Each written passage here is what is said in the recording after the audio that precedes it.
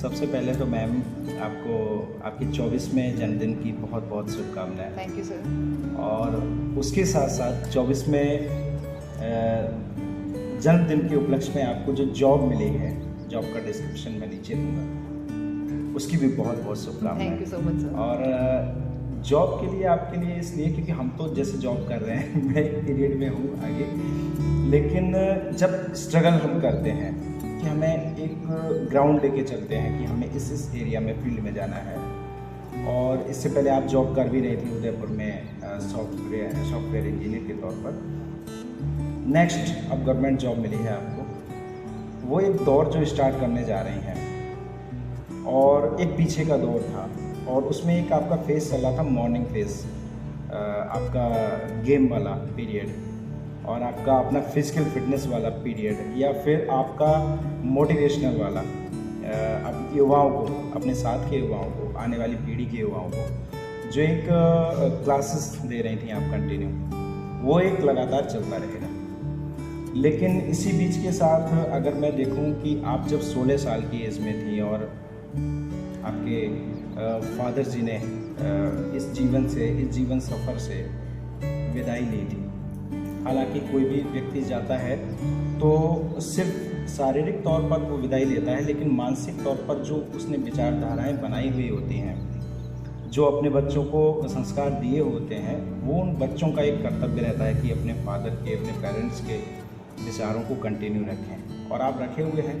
आप 16 साल की एज में 11th में थी, स्ट्रगल के दौर में आप कदम रख रही थी और आज 24 साल की एज हुई नहीं है, 23 साल में कंटिन्यू है। और आपने एक बहुत अच्छा, सिर्फ अच्छा इसलिए कह रहा हूँ क्योंकि जॉब मिलना एक, मैं अच्छा नहीं कह रहा हूँ यहाँ पर, हालांकि एक बहुत अच्छा पीरियड है। एक बहुत 24 साल की एज में आपने जॉब हासिल की है, लड़की होकर बाहर घर से निकल कर। उसके साथ साथ जो आपने फेम कमाया है उदयपुर, राजस्थान में जाकर या बाहर फील्ड में जाकर, हमारे बरेली शहर का एक लड़की होने के साथ साथ, तो वो आपको बहुत ऊपर लेके आता है। वो आपकी एक परिभाषा बनाता है, वो आपके नाम की, एक प्राइसी नाम की एक परिभाषा बनाता है। उस 16 साल की एज से और इस 23-24 साल की एज तक का जो पीरियड रहा और आपने जो स्ट्रगल किया, वो आप थोड़ा उस पीरियड के बारे में बताइए। कैसे आपने अपने फादर के विचारों पर उस जो एक शौक लगा था, एक समय ने जो शौक किया था, उसको कैसे नियंत्रित किया और यहाँ तक कैसे? सर हालांकि 2014 की बात है ये, 16 अक्टूबर 2014 की। तो मैं 11th क्लास में थी और मैंने उस टाइम जी एडवांस मतलब IIT की तैयारी करी थी मैं उस टाइम। और मतलब मेरा परफॉर्मेंस काफ़ी अच्छा चल रहा था। 11th क्लास के फर्स्ट टर्म में मैंने क्लास में टॉप किया था और कोचिंग में भी मतलब काफ़ी अच्छा परफॉर्मेंस चल रहा था। But all of a sudden मतलब ऐसा हो गया था पापा का, मतलब क्योंकि रोड एक्सीडेंट था, तो वो चीज़ डाइजेस्ट करने में भी मुझको आई थिंक 6-7 मंथ लग गए थे कि मतलब ऐसा कुछ हुआ है। बिकॉज मैं सबसे ज़्यादा क्लोज मेरे फादर से थी और उनकी जो प्रिंसिपल्स रहे हैं मैं हमेशा फॉलो करती हूँ। हमेशा मुझको बोलते थे कि अपना 100% देना है किसी भी पर्टिकुलर चीज़ में। रिजल्ट का कभी रिजल्ट ओरिएंटेड नहीं होना है, ठीक है यार, तुमने अपना 100% दिया है, तुमको एक सेटिस्फैक्शन रहेगा अंदर से कि रिजल्ट अच्छा हुआ तो बहुत अच्छी बात है, नहीं भी हुआ तब भी तुमको लर्निंग्स मिलेंगी, तुम नेक्स्ट टाइम ग्रो करके और अच्छा परफॉर्म करोगे।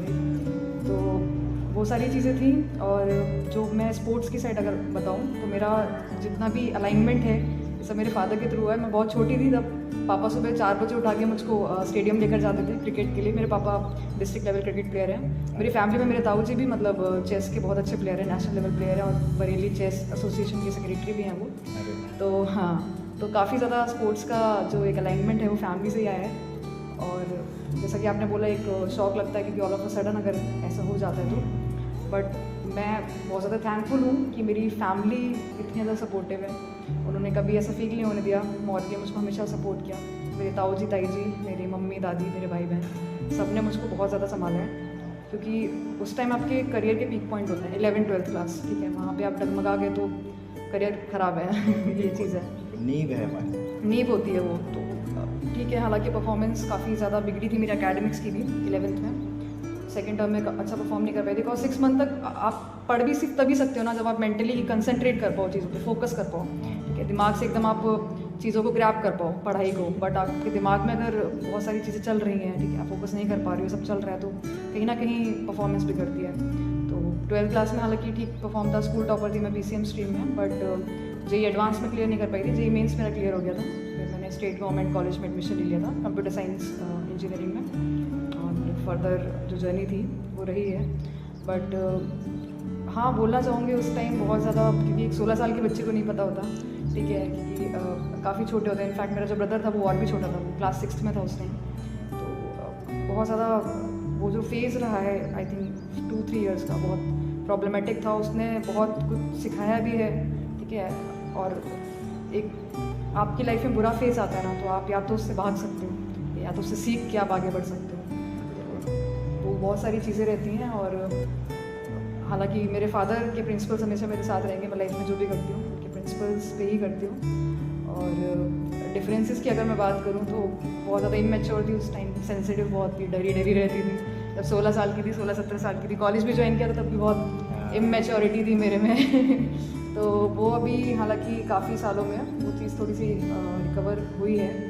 और अभी मैं अपना बेस्ट देती हूँ, ट्राई करती हूँ अपना बेस्ट दूँ, क्योंकि इतने छोटे बच्चे को नहीं पता होता कैसे रिएक्ट करना है ऐसी सिचुएशन में, कैसे उसको एक्सेप्ट करना है। बट टाइम के साथ सारे बाउंड्स जो भी होते हैं आपके हील हो जाते हैं, तो वो टाइम लगता है चीज़ों को ठीक होने में, फिर आप अपने जो आपका बेस्ट है उस पर आप आ पाते हो। और मेरे फादर मेरे इंस्पिरेशन थे और मैं सबसे ज़्यादा क्लोज थी उनके, तो मेरे लिए बहुत ज़्यादा प्रॉब्लमेटिक था वो फेज़। बट हालांकि आई एम प्राउड कि मैंने उस फेज़ को बैटल करके जो कुछ भी किया है तो अभी नहीं, आपने एक बहुत अच्छा अपना, एक्चुअली कहते हैं ना कि हम एक सक्सेस के साथ साथ हमने जो अचीवमेंट का एक हिल स्टेशन खड़ा किया है, जो हमारे खुद के लिए एक बोल सकते हैं कि मोटिवेशनल रहता है। हमारे खुद के अचीवमेंट दूसरे के लिए हों, उससे कहीं ज़्यादा हमारे लिए खुद के लिए होते हैं मोटिवेशनल, जो हमें एनर्जी देते हैं, जिसमें बहुत सारे लोगों की ब्लेसिंग्स होती हैं, बहुत सारे लोगों की मतलब बोलते हैं कि नहीं आप कर सकते हैं, जो ये कर सकने वाला चीज़ होता है, नहीं आप कर सकते हैं, आपने किया है। तो ये जो 2 शब्द हैं, ये हमको बहुत आगे ले जाते हैं। Right sir. और जब हमको लगता है नहीं यार बहुत मुश्किल होगा, तो ये 2 शब्द हमें याद करके, 2 लाइनें याद करके, नहीं यार ये हम कर लेंगे, इनको पता है तो हमको पता होना चाहिए। बिल्कुल। ये आपके लिए बहुत अच्छा एक आपका पार्ट रहा। आपने शायद आप उदयपुर किस टाइम में गए हैं सर? 2016 में मैंने कॉलेज ज्वाइन किया था उदयपुर में। अच्छा, हाँ। तो एक मतलब एक टाइम जब आपको बरेली ने सौंप दिया, एक कह सकते हैं, एक मान सकते हैं, आपका बचपन बरेली में बीता। उस बचपन में आपके पेरेंट्स आपके साथ थे और आपके फादर का आशीर्वाद साथ था। आपके फादर ने चीज़ें, आप जैसा कि बता रही थी कि सुबह लेके जाते थे साथ में स्टेडियम, और उन्होंने मतलब आपकी रचना कर दी थी, टाइम मैनेजमेंट कर दिया था। राइट।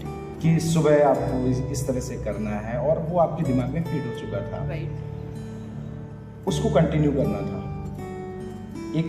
और जब आपने बरेली छोड़ के आपको दूसरे स्टेट में जाना था स्टडी के लिए, क्योंकि जाना तो है, एज आ गई है, वो जाके तो रहना नहीं है। जो फादर ने यहाँ आपकी रचना की थी उसको भी कंटिन्यू रखना था, और वो आपने किया, उदयपुर जाके किया। परिवार का कोई सदस्य नहीं था, आपके सिर्फ सहपाठी थे जो भी नए बने थे। एक धक्का लगना और एक नए लोगों के साथ फिर से जीवन को खड़ा करना, और आपने किया। जिस कॉलेज में आप पढ़ते थे, जिस कॉलेज में आपके फादर ने एडमिशन दिलाया था, जिस स्कूल में आपने पढ़ाई की थी, अपने फादर को रिजल्ट देकर दिखाकर, वो स्कूल एक लंबे समय बाद आपको बतौर मोटिवेशनल स्पीकर बुलाता है। एक बहुत बड़ी बात है। आज के एक CBSE बोर्ड पैटर्न का स्कूल हज़ारों बच्चों के सामने एक बहुत बड़े नामी ग्रामी को नहीं बुलाता है, उसको बुलाता है जिसने अपने फादर, अपने मम्मी पापा के विचारों सिद्धांतों को जीकर एक बहुत बड़े शहर उदयपुर में अपना वर्चस्व स्थापित कर लिया। उदयपुर में अखबारों में जो छाई रही उनको बुलाता है। तो ये जो आप डिफरेंस हुआ, एक डिफरेंस ही है। यहाँ से जाके आप वहाँ जाके एक बहुत अच्छे एक युवा स्टार बने, और उनको जब आप उस स्टेज पे देखते हैं आके, जहाँ अरे हम तो यहाँ इस बेंच पर बैठे थे, यहाँ हमने पढ़ा है, इस बोर्ड पे हमने देखा है, यहाँ से सीख के हम गए हैं, यहाँ से हमने रिजल्ट दिया है पापा को, पापा खुश हुए हैं। उस स्कूल में दोबारा एक मोटिवेशनल स्पीकर पहुँचना और सामने उन बच्चों को देखना, और फिर जो फील किया अंदर से, उस वो कहानी बताइए। अरे सर, मतलब मेरे लिए बहुत ज़्यादा, मतलब बोल सकती हूँ प्राउड मोमेंट था कि मैंने जहाँ से मेरी स्कूलिंग कंप्लीट करी है वहाँ पर जाके एक ऐसा मोटिवेशनल स्पीकर गाइड करना, और बच्चों को 9th से 12th के बच्चे थे, और मेरे मैनेजर जो स्कूल के मैनेजर हैं मिस्टर सौरभ अग्रवाल सर, उनका मेरे पास आया था मैसेज कि प्रायशी we are inviting you for this, मतलब स्कूल में एक बार आके you have to give that motivational talk. तो मैंने बोला था आर यू इंटरेस्टेड? मैंने कहा सर मेरे लिए बहुत ज़्यादा प्राउड की बात है कि मैं मेरी स्कूल में जाके और मतलब बच्चों को कुछ गाइडेंस दे रही हूँ, तो बहुत ज़्यादा ओवरवेलमिंग था मेरे लिए। और फिर मुझको एक बार वो स्ट्राइक किया था वो चीज़, जब मैं छोटी थी तो मेरे फादर मुझको बोलते थे कि मैं मेरी बेटी को इतना काबिल बनाऊंगा कि एक बार मेरी बेटी के नाम से मुझे पहचाना जाएगा। तो वो चीज़ मतलब मेरे फादर जब मैं छोटी थी तब बोलते थे, और हालांकि मुझको बहुत ज़्यादा वो चीज़ याद आ रही थी बार बार। फिर जब मैं स्कूल गई और सारे जो बच्चे थे 9th से 12th के वो सब बैठे हुए थे, फिर जब मैंने स्टार्ट किया तो मैंने पूरी जो मेरी जर्नी थी मैंने वहाँ पे डिस्क्राइब की। बच्चों में इतना ज़्यादा वो था कि मतलब क्यूरियोसिटी कि दीदी मतलब आप बताइए कैसे आपने मतलब यहाँ से पढ़ के फिर आपने वहाँ पे कैसे किया। काफ़ी अच्छा रहा वो सेशन। मैंने पूरा उनको बताया जो मेरे प्रिंसिपल्स हैं, एक टाइम मैनेजमेंट हो गया, ठीक है, कंसिस्टेंसी हो गया, और डेडिकेशन हो गया, ठीक है, फोकस हो गया, ये सारे जितने प्रिंसिपल्स हैं ये सब मैंने उनको एलैबोरेट किए, बताए। अपार्ट फ्रॉम दिस कि बच्चों के साथ मेरा एक 1-to-1 सेशन भी हुआ था, क्वेश्चन एंड आंसर सेशन, जिसमें बच्चों ने अपने जो प्रॉब्लम्स हैं जो कि आजकल का यूथ फेस कर रहा है, सबसे पहली तो डिस्ट्रैक्शन, लैक ऑफ फोकस, जो कि आजकल बहुत ज़्यादा प्रॉब्लमेटिक चीज़ है यूथ के लिए, सोशल मीडिया एंड इन सब की वजह से। तो उस पर काफ़ी सारे बच्चों ने मुझसे पूछा कि दीदी कैसे आपने इसको टैकल किया, ठीक है। सेकेंड थिंग इसकी आपने टाइम मैनेजमेंट कैसे देखा, क्योंकि एक टाइम था जब मैं जॉब कर रही थी, गेट की प्रिपरेशन भी कर रही थी, और मेरा जो इवेंट थे स्पोर्ट्स के वो भी चल रहे थे। एक टाइम पे 3 चीज़ें चल रही थी, वो भी इंपॉर्टेंट। तो उन्होंने उनको टाइम मैनेजमेंट के रिगार्डिंग मैंने जो चीज़ें थी वो बताई मैंने। बाकी काफ़ी सारी चीज़ें कवर हुई, बट एक जो वो फीलिंग होती है कि अपने ही स्कूल में जाके, मेरे वहाँ पे टीचर्स थे जिन्होंने मुझको पढ़ाया था, फरा मैम, रुचि मैम, हाँ वो प्रियंका मैम, बहुत सारे टीचर्स थे। तो उनको सबको देख के इतना ज़्यादा ऐसे अच्छा लग रहा था कि इनसे मैं पढ़ी हुई हूँ, ठीक है। उनकी नज़रों में मेरी जो रिस्पेक्ट थी वो देख के मुझको बहुत ज़्यादा अच्छा लग रहा था। तो वो एक अलग वो बिल्कुल रिस्पेक्ट उस चीज़ की थी कि उन्होंने बरेली से जाने के बाद आपको कंटिन्यू देखा है कि आप ग्रोथ कैसे कर रहे हो। और ऐसा नहीं है कि उनका नाम नहीं, कहाँ आप वहाँ पढ़ के आए, उस कॉलेज से, वहाँ के टीचर ये हैं, और फिर आप उनके सामने एक मोटिवेशनल स्पीकर के तौर पर खड़े भी हो और सामने बच्चों को मोटिवेट कर रहे हो। तो जितनी खुशी आपको हो रही है उससे कहीं ज़्यादा उनको लग रहा होगा कि हमारा एक स्टूडेंट ये है, और वो बच्चे भी बोलेंगे कि मैम प्लीज़। राइट। तो वो बहुत ज़्यादा मतलब एक अलग ही फीलिंग रहती है कि आप जहाँ से पढ़े हो वहीं पे जाके एक देना, तो मेरी नज़र में तो बहुत ज़्यादा बड़ी चीज़ होती है किसी भी इंडिविजुअल के लिए, बहुत ज़्यादा एक प्राउड वाली बात है। तो वो मैंने वहाँ पर फेस किया था। बाकी काफ़ी अच्छा सेशन रहा था वो। और अच्छा, कोई मतलब वहाँ स्टूडेंट कोई ऐसा किस्सा रहा हो उस स्टेज पर जिसने बड़ा अट्रैक्ट किया हो आपको? किस्सा तो नहीं, मैं जब बोल रही थी कि क्या पसंद है, मतलब ऐसे स्पेयर टाइम में, तो सब बच्चों ने बोला हमको वेब सीरीज़ देखना बहुत पसंद है, वेब सीरीज़ मूवीज़। तो फिर उसके बाद वो बोलते हैं हम बहुत डिस्ट्रैक्टेड रहते हैं, हमको नहीं समझ में आता हम कैसे चीज़ें करें। तो वो बस आजकल का जो युग चल रहा है अपना, जो स्कूल के बच्चे हैं जिनके लिए मेन प्रॉब्लम है, तो उससे रिलेटेड वो बहुत सारी बातें बता रहे थे कि हम ये फेस करते हैं, हम स्क्रॉलिंग करते रहते हैं इंस्टाग्राम पे, टाइम निकल जाता है हमको पता नहीं लगता। और अभी मे भी शायद ये चीज़ समझ में नहीं आएगी, बट ऐसा जब हम ग्रो करते हैं तब हमको लगता है कि हमारे पास उस टाइम कितना टाइम था जो हमने वेस्ट कर दिया। उस टाइम पर हम क्या कुछ नहीं कर सकते थे, और अलग अलग चीज़ों में टाइम इन्वेस्ट करके मैं एक अलग ही इंडिविजुअल होता, अलग ही मेरी पर्सनैलिटी होती है। अगर मैं यहाँ पे भी इन्वेस्ट कर देता, यहाँ पे भी इन्वेस्ट करके मैं कुछ सीख लेता, ठीक है, सिर्फ एक डोमेन में नहीं, अलग अलग डोमेन में भी अगर मैं सीख लेता तो मुझको कितनी नॉलेज होती, कितनी वर्सेटाइल मुझको नॉलेज होती, चीज़ों की वैरायटी होती है। तो वो बच्चों को उस टाइम समझ में नहीं आता, जब वो छोटे होते हैं उनको तब लगता है कि चलो नई सीरीज़ आ गई वो देख लेते हैं, नई मूवी आ गई वो देख लेते हैं तो उस टाइम वो समझ नहीं पाते। बट हाँ, इस पे बहुत सारे बच्चों ने मुझसे पूछा था क्वेश्चन कि कैसे हम इसको कम करें, कैसे हम तो फिर सबसे इसका इंपॉर्टेंट एक ही चीज़ है, आप हॉबी को एकदम ख़त्म नहीं कर सकते, आप हॉबी को रिप्लेस कर सकते हो। वेब सीरीज़ देख रहे हो, उसकी जगह बुक पढ़ लो, ठीक है, बुक पढ़ के आप टाइम पास कर लो, या फिर कोई भी सेल्फ हेल्प बुक हो गया, जो भी नॉन फिक्शन बुक जो भी तुमको पसंद है वो पढ़ लो। सो तुम्हारी रीडिंग हैबिट भी होगी, तुमको कुछ ना कुछ गेन करने को भी मिलेंगी चीज़ें। बायोग्राफीज पढ़ लो, तो वो चीज़ हम रिप्लेस कर सकते हैं। बाकी कट नहीं कर सकते, लिमिट नहीं। हाँ राइट। अब आप जैसे मान लो आपने सोचा कि इंस्टाग्राम आप चला रहे हो, ठीक है, अब आप दो घंटे चला रहे हो, आप ऑफ करके बैठ गए, फिर आप बैठे रहोगे, कुछ का है नहीं दिमाग में, तो दोबारा से आपका ट्रिगर वही होगा कि दोबारा फ़ोन उठा लिया फिर इंस्टाग्राम चला गया। नहीं, तो वहाँ पे आपको उस जो 2 घंटे हैं उसको रिप्लेस करना है किसी और हॉबी से। 2 घंटे आप कुछ खेल लो, ठीक है, किसी से मतलब कुछ पढ़ लो, है ना, कुछ और चीज़ कर लो जिसमें आपका इंटरेस्ट हो, गिटार बजा लो, म्यूजिक साइड इंटरेस्ट हो, कुछ भी कर लो, तो उसको आप रिप्लेस कर सकते हो। बट छोड़ के बैठे रहोगे खाली, तो दोबारा दिमाग वहीं जाएगा। बदलते ज़माने में बदलते रहो, रोको मत। हाँ बिल्कुल बिल्कुल सही है। हमने अभी बात किया था आपके कॉलेज का पार्ट था, कॉलेज जहाँ से पढ़े फिर वहाँ पे आप स्टेज पर पहुँचते हैं, टीचर जिन्होंने आपको पढ़ाया फिर वो आपको बुलाते हैं, वो आपके साथ थे। लेकिन एक टीचर आप भी थे जो आप बाहर एक प्रोफेशन से प्रोफेशनल हो गए थे, और एक खुद में आप प्रोफेसर हो गए थे, खुद की एक्टिविटी के प्रोफेसर हो गए थे।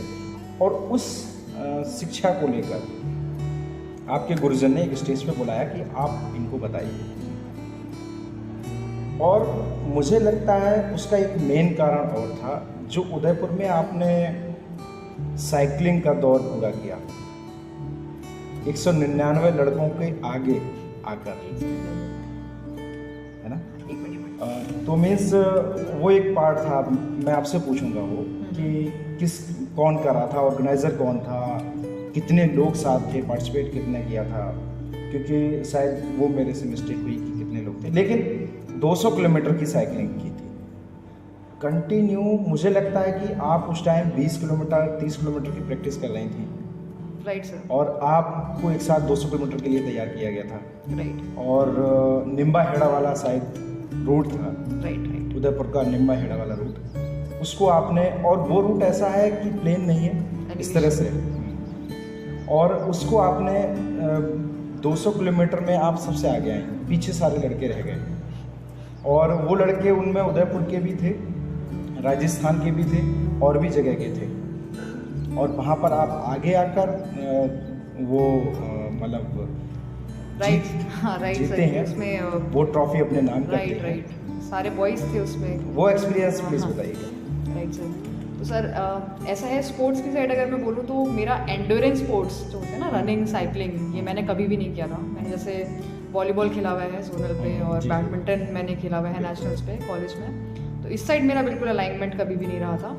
और आई थिंक नवंबर 8 की बात है 2021 में, मेरे जो ऑफिस के सीनियर हैं, मेरे मेंटोर मोहित जोशी सर हैं, तो उन्होंने मुझको बोला, क्योंकि मैं क्या हमारी कंपनी में भी इवेंट्स होते रहते थे क्रिकेट के सब के ना, तो उसमें मैंने पार्टिसिपेट किया था। तो उन्होंने देखा कि स्पोर्ट्स की साइड अलाइनमेंट है इसका, तो उन्होंने मुझको बोला कि एक इवेंट है, उन्होंने मुझको बुलाया कि एक इवेंट है साइकिलिंग का, वो बहुत अच्छे रनर और एथलीट है, मतलब मोहित जोशी सर साइकिलिंग भी करते हैं, वो प्रोफेशनल उसमें साइकिलिंग एंड रनिंग। उन्होंने मुझको बुलाया कि प्राइस एक इवेंट हो रहा है, फ्रांस का इवेंट है, ठीक है, इंटरनेशनल इवेंट है, एक क्लब है ऑडेक्स करके, तो वो करवा रहा है इंडिया में। तो फिर मैंने कहा ओके सर, बहुत अच्छी अपॉर्चुनिटी है ये तो। फिर मैंने पूछा कि सर कैसा है, इवेंट क्या है। देन उन्होंने बोला कि साइकिलिंग की एक रेस है, मतलब एक साइकिलिंग का इवेंट है। तो मुझको लगा अराउंड 20-30 किलोमीटर की कुछ होगा मतलब इवेंट। तो फिर मैंने कहा सर कितना है, आप एक बार ब्रीफ कर दीजिए। बोले 200 किलोमीटर। ठीक है, अब 200, क्योंकि आपने एंड्योरेंस स्पोर्ट्स में कभी आप गए नहीं हो, ठीक है, आपने हमेशा ये जो स्टेशनरी टाइप स्पोर्ट्स नहीं होते, हमें बैडमिंटन हो गया अपना, है ना, वॉलीबॉल हो गया, तो इसमें मैंने पार्टिसिपेट किया हुआ था। तो फिर मेरे लिए बहुत ज़्यादा वो था कि 200 मैं कैसे चला पाऊँगी, मैं प्रिपेयर्ड नहीं हूँ। 8 नवंबर को उन्होंने बोला था, एंड 12 दिसंबर को ये इवेंट था, एक मंथ का पीरियड था। और उस टाइम क्या चल रहा था कि सर को नहीं पता था, बट मैंने उनको बताया फिर कि सर मैं गेट की प्रिपरेशन भी कर रही हूँ। गेट एग्जामिनेशन इंजीनियरिंग फील्ड में होता है, मतलब one of the toughest technical examination है, तो उसकी मैं तैयारी कर रही थी, जॉब भी चल रही थी मेरी, गेट की प्रिपरेशन भी चल रही थी, और ये इवेंट भी था। तो उन्होंने बोला देखो टोटली तुम पर डिपेंड करता है, तुम अगर कर सकते हो और फिर तुम कर सकते हो, इसलिए मैं तुमको बोल रही हूँ। ही इज़ माई आइडल, मतलब मोहित जोशी सर, उन्होंने काफ़ी इंस्पायर किया मुझे। फिर मैंने घर पे बात करी, तो घर पे मम्मी को मैंने बताया, तो मम्मी भी ऐसे हो गई कि 200 कैसे चलाएगी, तो कैसे हो पाएगा। तो फिर बट मेरे ताऊजी थे, मुझे याद है, उन्होंने बोला था कि देखो ये मेंटालिटी की बात है, ठीक है, माइंडसेट की बात है, सोचते हो कर लोगी तो तुम कर लोगी, ठीक है। तो फिर मैंने कहा ठीक है, टफ कॉल था, बट मैंने सर को बोला, मैंने कहा सर आई विल पार्टिसिपेट, ठीक है। अब प्रिपरेशन स्टार्ट करी वहाँ से, मतलब स्टार्टिंग में साइकिल, मतलब मेरे पास साइकिल भी नहीं थी, उन्होंने साइकिल दिलवाई मुझको हाइब्रिड, मतलब फ्रेंड से लेके प्रैक्टिस करिए। उदयपुर क्या प्लेन एरिया नहीं है सर ना, प्लेन वो है पूरा एलिवेशन वगैरह है, चढ़ाई रहती है, चढ़ाई में क्या आपके काफ्स बहुत स्ट्रॉन्ग होने चाहिए पूरा। तो स्टार्ट करी, पहले दिन चलाई मैंने, मतलब 20 किलोमीटर चला पाई। मेरी जो हालत हुई थी, मतलब मैं घर पे आके ऑफिस भी जाना था, मेरी ऐसी हालत हो गई थी, इतना पेन हो रहा था मेरे पाँव में। मैं पहले दिन का मसला, पहले दिन, क्योंकि साइकिल मैंने लास्ट 8th क्लास में चलाई थी, अराउंड आप मान लो 8-9 साल पहले मैंने साइकिल चलाई थी, तो बहुत ज़्यादा टाइम हो गया था। तो फिर ठीक है, पहले दिन बहुत ज़्यादा पेन हुआ। फिर मैं दूसरे दिन मैंने चलाई तो 20 का 22 ही हुआ, ज़्यादा नहीं, डिफरेंस नहीं आया, तब भी मेरे बहुत ज़्यादा हो रहा था। तो स्टार्टिंग में मुझे ऐसा हो रहा था क्या मैं कर भी पाऊँगी 200, क्योंकि एकदम से ऐसे लग रहा था कि 200 यार बहुत ज़्यादा है। फिर ठीक है, धीरे धीरे ग्रेजुअली चले, ठीक है। फिर एक वीक बाद 30-35 हो गया था मेरा, तब थोड़ा सा आया कि यार ठीक है, प्रैक्टिस करूँगी तो हो जाएगा। तो उस टाइम मेरा शेड्यूल ये रहता था, मैं सुबह 3:45 बजे उठती थी, ठीक है। फिर रेडी वेडी होकर, विंटर्स का टाइम था, बहुत ठंड रहती थी, रेडी वेडी होकर घर से जाती थी फतेह सागर तक, वहाँ से है 20 किलोमीटर, पूरा राउंड लगा कर आती थी। आते ही फिर थोड़ा सा मतलब जिम वगैरह भी स्टार्ट कर दिया था मैंने, क्योंकि काफ्स की स्ट्रेंथ चाहिए आपको, ठीक है, एकदम से आप नहीं उतर सकते, है ना। तो फिर जिम जाती थी, फिर जिम से आने के बाद फिर ऑफिस रहता था, फिर ऑफिस से आने के बाद मेरा गेट की पढ़ाई रहती थी। तो मतलब मेरा ऐसा होता था, कई बार तो खाना भी स्किप हो रहा है, कभी कुछ हो रहा है, या फिर बैठे बैठे उस पर पढ़ रही हूँ, पढ़ते पढ़ते नींद आ रही है, मतलब बहुत थक जाते थे एकदम फिजिकली मेंटली, क्योंकि आप इतना कर रहे हो दिन में 3-3 चीज़ें, तो बहुत ज़्यादा उस टाइम एग्जॉस्टिव था मेरे लिए। बट ठीक है, वो सब वर्थ इट था।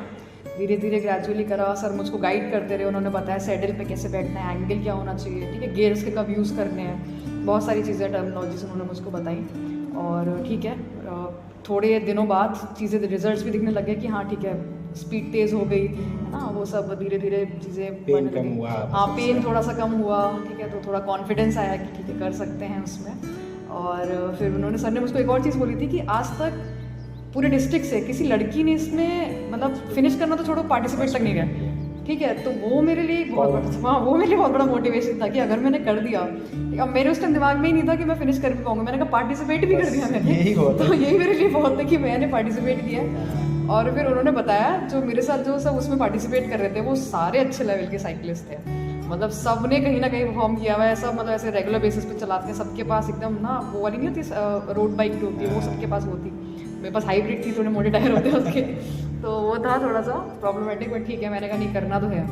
अब चीज़ें करी, फिर लास्ट का 1 वीक बचा था, उस टाइम मैंने मैक्सिमम जो मैंने प्रैक्टिस के टाइम पे किया था वो मैंने 100 किलोमीटर चलाई थी, और वो मैंने चलाई थी अराउंड 6 घंटे में, 6-7 घंटे में चलाई थी। और फिर आने के बाद मुझसे सीधा भी नहीं चला जा रहा था, मतलब उतरी साइकिल से फिर मेरी इतनी बुरी हालत हो जाती थी कि मैं फिर दिमाग में फिर से अनसर्टिनिटीज़ आने लगी कि मुझको फाइनल डे 200 चलानी है। अभी 100 के बाद मैं ऐसी हो गई हूँ कि मेरा बिल्कुल ज़ीरो हो चुकी है, मेरी बॉडी में एनर्जी नहीं है। बट ठीक है, खुद को समझाया, और जो सर थे मेरे वो भी मुझको रोज़ बहुत गाइड करते थे, समझाते थे कि तुम कर सकते हो, ठीक है, पोटेंशियल है। और मैं भी ये चीज़ बोलना चाहूँगी, किसी भी पर्टिकुलर स्पोर्ट में more than a physical strength, mental strength is important, ठीक है। माइंडसेट से ही चीज़ें होती हैं, आपकी बॉडी एक टाइम पे जवाब दे देती है ना, बट आपका माइंड अगर है कि मैं कर सकती हूँ, माइंडसेट अगर है, तो आपको बॉडी पुश करती है फिर, ठीक है, ये ऑप्शन नहीं रहता। तो फिर वो इवेंट वाला दिन आया, तो 3:30 बजे उठी, 4:30 बजे स्टार्ट की रेस, ठीक है। उस दिन मुझको पता नहीं क्या हुआ था, मैंने बहुत जल्दी पैडल मारे, बहुत जल्दी चलाई, और 100 किलोमीटर कंप्लीट हो गया था आई थिंक 5.5 घंटे में, तो काफ़ी अच्छा वो था। और मेरे सर भी चल रहे थे पैरेलल में साथ में। फिर उसके बाद 100 किलोमीटर बाद थोड़ा सा हाइड्रेशन ब्रेक वगैरह मैंने लिया, पानी वानी पिया। उसके 100 से 150 किलोमीटर का जो फासला था वो बहुत ज़्यादा दिक्कत, मतलब उस टाइम मेरा ऐसा हो गया था, एक ही पोजीशन में बैठ के मेरी कमर पूरी जा चुकी थी, मतलब और उस टाइम पे धूप भी हो गई थी थोड़ी, पूरा गर्मी पसीना, क्योंकि मैं बहुत विंटर्स वाले कपड़े पहन के गई थी, बहुत गर्मी हो रही थी, तो बहुत ज़्यादा प्रॉब्लमेटिक हो गई थी वहाँ पे चीज़ें। और एलिवेशन बहुत था, उस पूरे रोड पे बहुत एलिवेशन था, तो मतलब मुझे ऐसा हो रहा था ब्लैकआउट हो रहा है, चक्कर आ रहे हैं इतना। बट अब ये हो गया था, मैं इतनी दूर आ चुकी हूँ, अब मैं नहीं रुक सकती। तो हाँ, तो अभी वो फिर मुझको पुश करना था खुद को, किसी ना किसी तरह करना था। तो साथ में सर भी चल रहे थे, सब चल रहा था। फिर जैसे जैसे किया वो मुझको अभी भी याद है, वो जो 50 किलोमीटर थे मेरे ज़िंदगी के सब, क्योंकि उस टाइम मेरी पूरी बॉडी ने जवाब दे दिया था, मैं बिल्कुल फिजिकल स्ट्रेंथ जीरो हो गई थी। पैर भी एक मसल्स बोले नहीं सब हाँ कुछ नहीं, वो इतना समझा रही थी कुछ को, माइंडसेट मेरे उस टाइम ऐसा था कि भाई करना है किसी भी तरह करना है। तो वो मैंने खुद को पुश किया। फिर लास्ट के जो 50 किलोमीटर बचे थे उस टाइम तो अलग खुशी थी कि सिर्फ 50 बचे हैं, हो गया। अब हो गया। मैं बहुत स्पीड से मैं गई हूँ।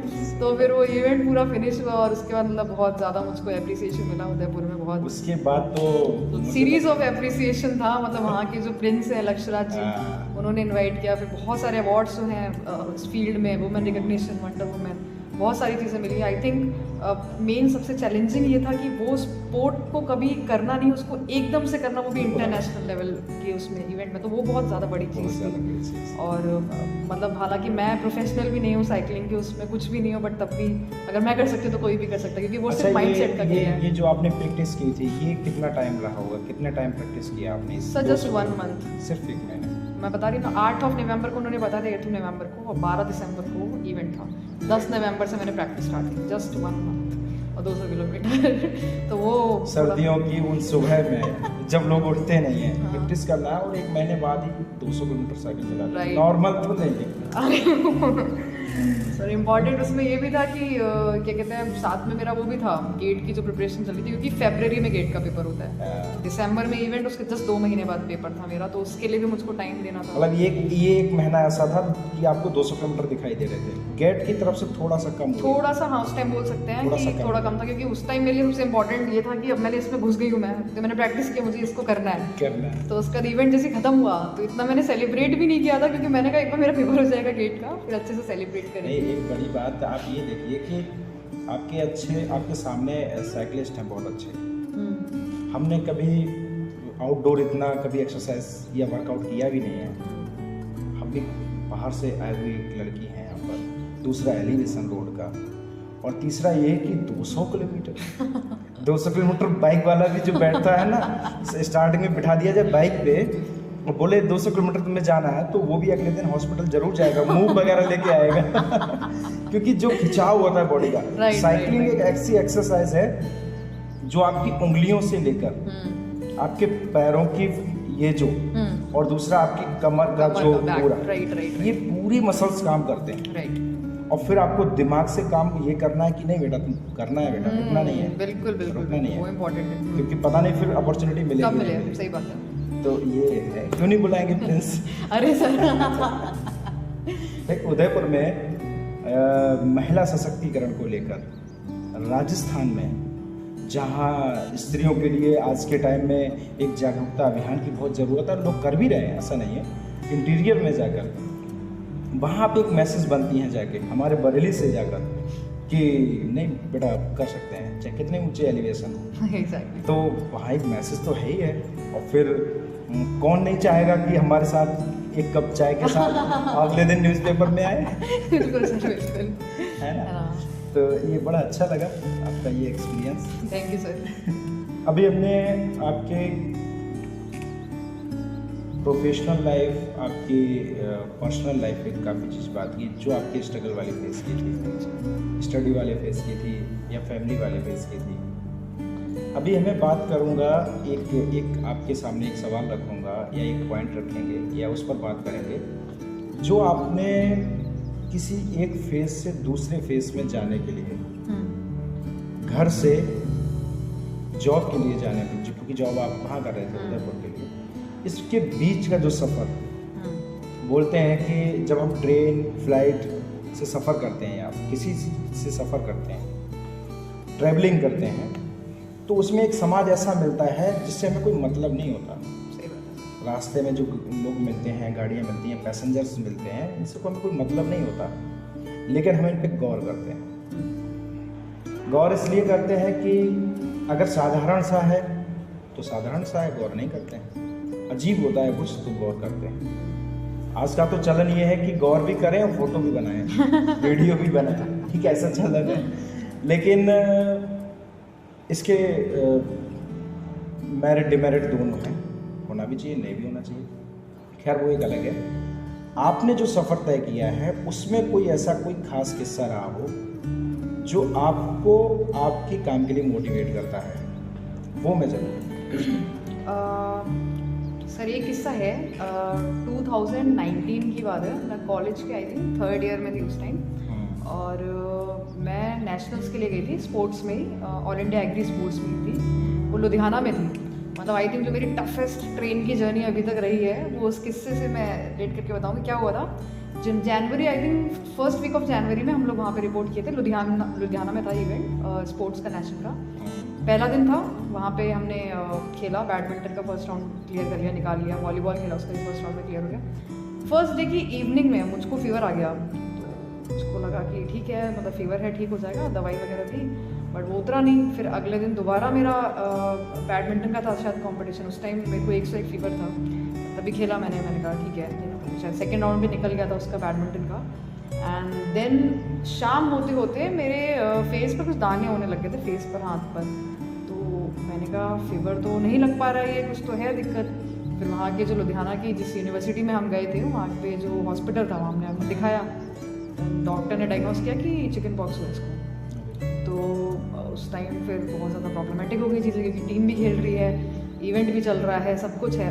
और प्रॉब्लम ये थी कि उन्होंने बोला क्योंकि ये बीमारी ऐसी नहीं, कंटेजियस बीमारी है, फैलती है, ठीक है, तो मुझको एकदम आइसोलेट भी होना था, हाँ बिल्कुल सेपरेट करना है। तो उस टाइम ही जो मेरे कोच थे उन्होंने बोला कि अभी तो जाना पड़ेगा, या तो घर या तो उदयपुर जाने का चांस नहीं था, क्योंकि उदयपुर में देखभाल कौन करता, कौन करेगा एकदम आप अकेला।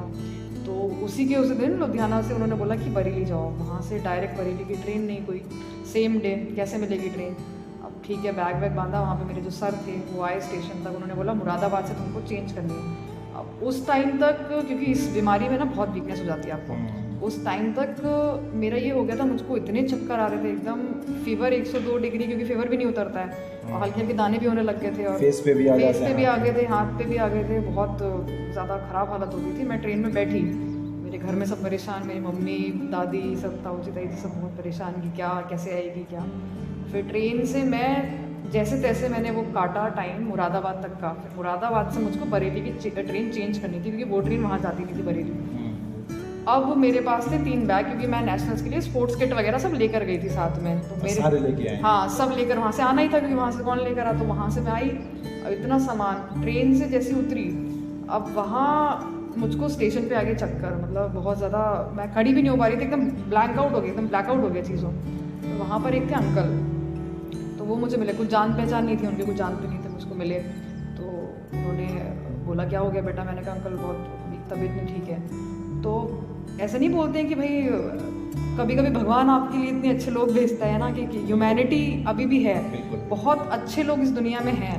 ऐसा बोलते हैं ना कि खराब है, नहीं, इतनी ह्यूमैनिटी भी है, बिल्कुल। तो उन अंकल ने मुझको बोला कि चिंता मत करो, मैं तुम्हारा कुली करवाता हूँ। और अंकल को पता लग गया था कि बीमारी चल रही है, तब भी उन्होंने कुछ ऐसे वो नहीं, डिस्टेंस नहीं किया मुझसे कि मैं क्यों करूँ, मेरे को हो गई तो क्या दिक्कत। तो इस टाइप से उन्होंने कुछ नहीं, उन्होंने जो कुली थे उनको बोला इसका सामान लेके जाओ। फिर मुझको इतनी भी मेरी हिम्मत नहीं थी कि मैं इंक्वायरी रूम तक जाके ये पूछूं कि मुरादाबाद से बरेली की नेक्स्ट ट्रेन कौन सी है। इतनी हालत नहीं थी मेरे में, वीकनेस इतनी हो गई थी।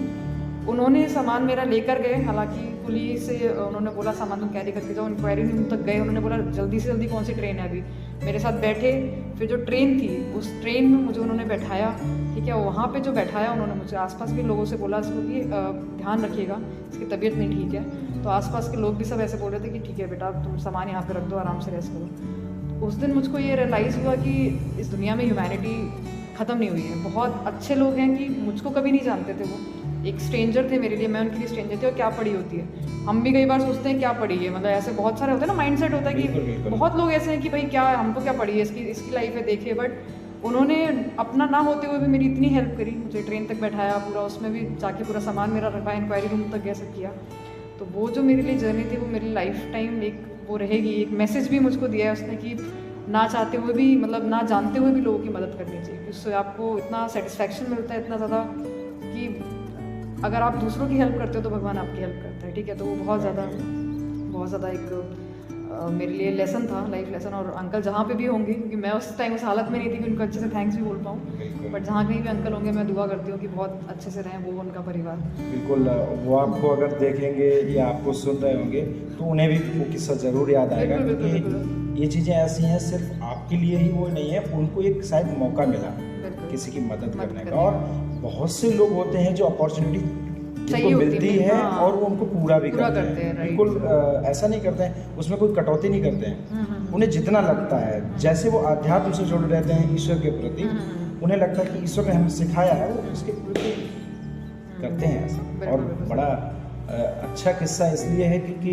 लोग अगर सोचेंगे तो लोगों को करना भी चाहिए। बिल्कुल आप तो सर, सुनेंगे, बिल्कुल बिल्कुल सर। क्योंकि ज़रूरत किसको कब कहाँ पड़ेगी पता नहीं। बिल्कुल नहीं पता, सही बात किसकी है। हालत खराब होगी, ऐसा नहीं है कि बहुत अच्छी बॉडी है उसकी हालत नहीं खराब होगी। बिल्कुल सर, बहुत से केसेस होते हैं, बिल्कुल आए सर। दिन मिलते हैं कि उसको गाड़ी कटे हुए बैठे बिल्कुल बैठे, बिल्कुल बिल्कुल सर, वो तो रहता है। पड़ोस वाला उसकी मालिश कर रहा है पैर, और अगर डॉक्टर बोलता है कि उसने उसके तलवों पर मालिश की तब आपकी जान बची, किसने की पता ही नहीं। पता ही नहीं, सही बात है सर। तो ऐसे भी लोग हैं इस दुनिया में जो कि लोगों की मदद करने के लिए इतने उत्सुक रहते हैं। बिल्कुल। तो ये बहुत बहुत अच्छी चीज़ है। और बहुत अच्छी चीज़ है। हाँ, अगर वो अंकल नहीं होते तो मे भी शायद मैं बहुत ज़्यादा उसके तकलीफ में आ जाती, पता नहीं क्या हो जाता, मतलब हालत नहीं थी बिल्कुल। तो बहुत अच्छा लगा प्राइसी जी आपसे बात बिल्कुल सर, करके। मुझको भी बहुत अच्छा लगा। और मुझे एक्चुअली इसलिए बहुत अच्छा लग रहा है कि आप हम सभी के एज की हैं, युवा हैं, और कंटिन्यू 24 घंटे को 40 घंटे बना के जी रहे हैं। मैनेजमेंट